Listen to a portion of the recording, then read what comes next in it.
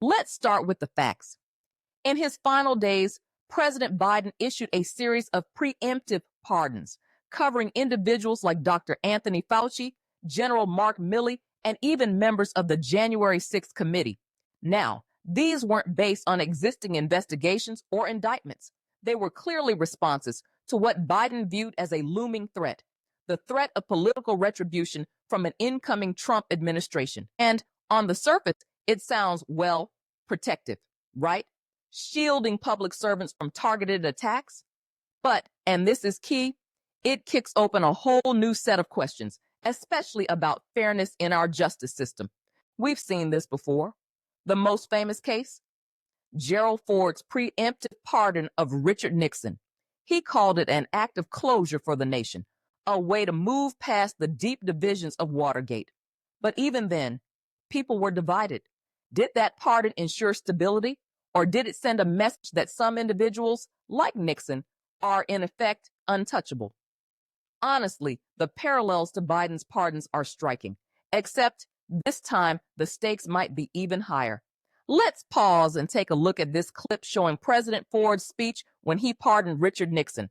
Play this clip. To the pardon power conferred upon me by Article 2, Section 2 of the Constitution, have granted, and by these presents do grant, a full, free, and absolute pardon unto Richard Nixon for all offenses against the United States which he, Richard Nixon, has committed or may have committed or taken part in during the period from July 20, 1969 through August 9, 4.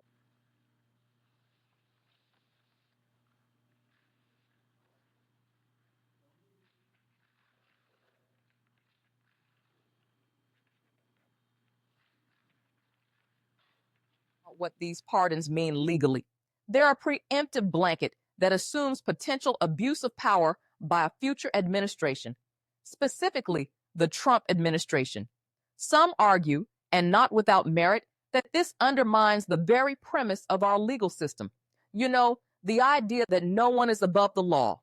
By granting immunity before formal accusations are even made, the process feels, well, almost defensive. And frankly, that's where we start hitting ethical turbulence. Are we prioritizing the protection of individuals, or are we undermining the rule of law altogether? Now, don't get me wrong, there's a precedent here. And Biden's calculus wasn't random. But when you examine it through a legal lens, it raises fundamental questions about checks and balances.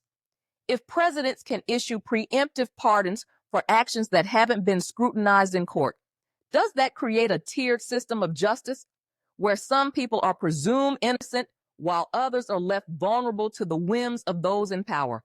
It's complex, you know? There's no easy answer here. And here's something I've been dwelling on. These decisions don't just live in the moment. They have long-term consequences for precedent, for public perception, and for the trust we place in these institutions. When we debate presidential pardons, we're not just talking about today's headlines. We're talking about the integrity of the framework of democracy. And whether you agree with Biden's actions or not, you gotta admit, it's a risky move for any leader. So, yeah, these preemptive pardons might have spared individuals from hypothetically unjust prosecutions. But have we opened Pandora's box when it comes to defining the scope of presidential power? All right. The conversation takes an interesting turn when we talk about AutoPen, this mechanical device that replicates a person's signature. You've probably heard Trump's claim that President Biden's use of an AutoPen to sign those preemptive pardons somehow invalidates them. But here's the thing. AutoPen signatures have been around for centuries. Thomas Jefferson, believe it or not, used them.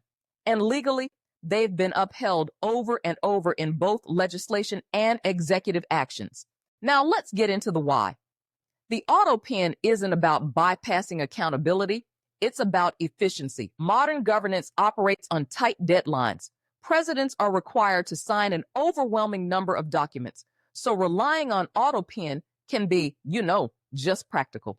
Historically, courts have supported its use, reinforcing that what really matters isn't the physical signature, but the intent behind it. And to be fair, Biden's case doesn't seem to break new ground here.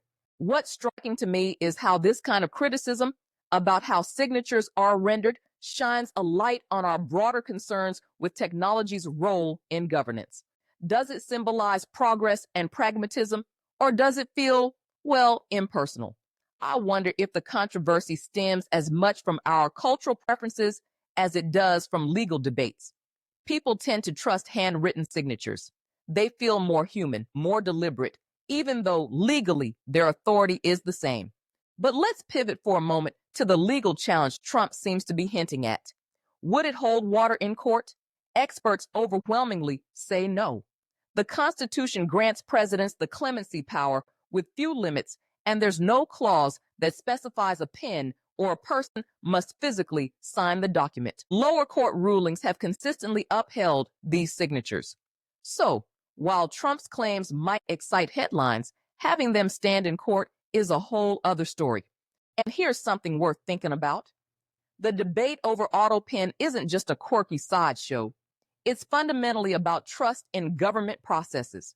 When leaders rely on automated tools, are we more inclined to question their decisions? And does the practicality of the technology, saving time, preventing backlog, outweigh the optics of it? It's fascinating how something as routine as signing a document can tap into such deep anxieties about power and authenticity. So, while the legalities of auto pen seem pretty clear-cut, this issue has broader implications.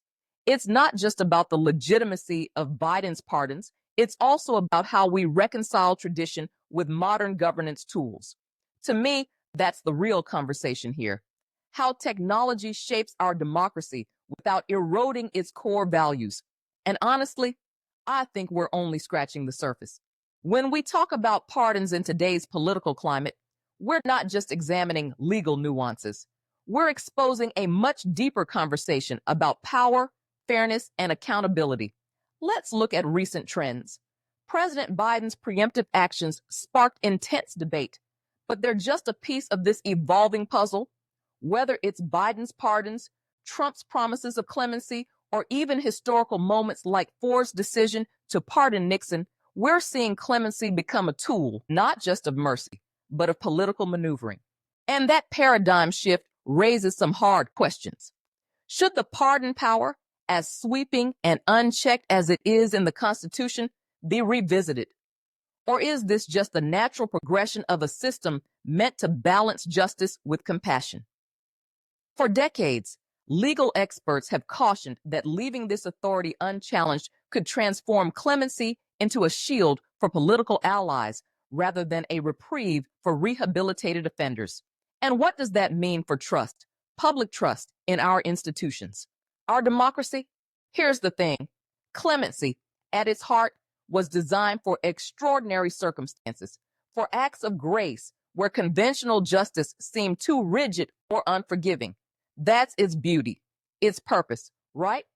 But now, when we see it applied as a tool to preempt hypothetical abuse or to insulate administrations from potential fallout, it starts to feel, well, transactional.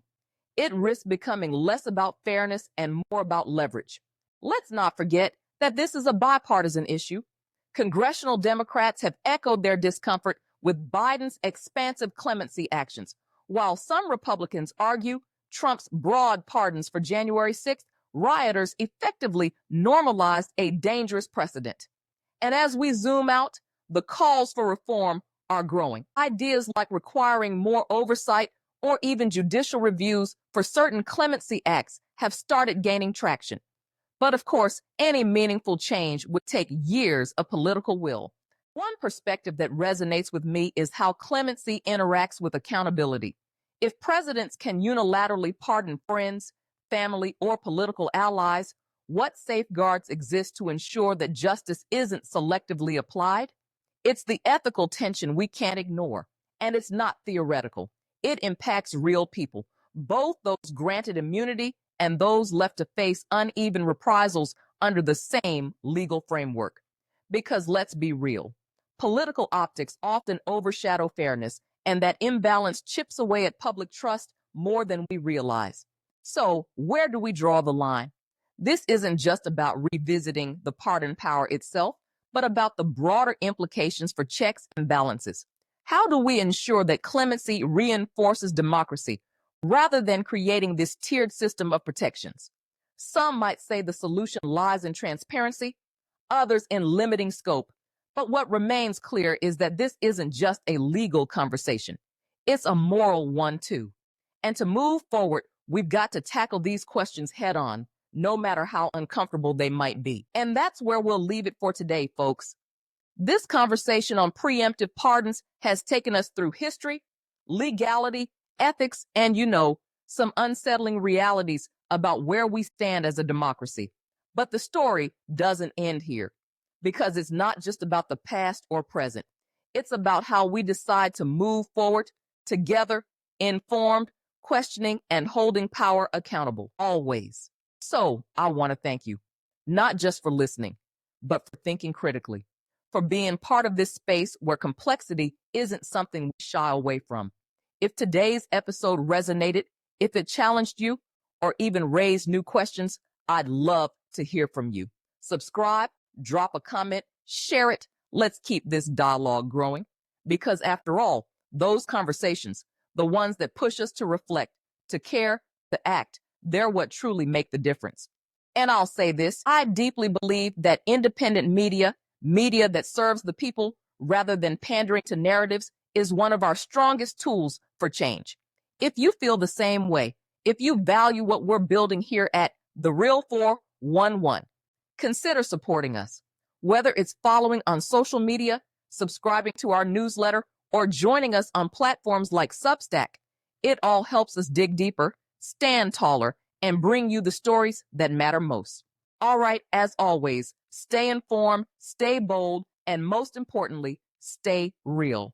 Until next time, I'm Dr. Chelsea McGee, and this has been The Real 411. Take care, everyone.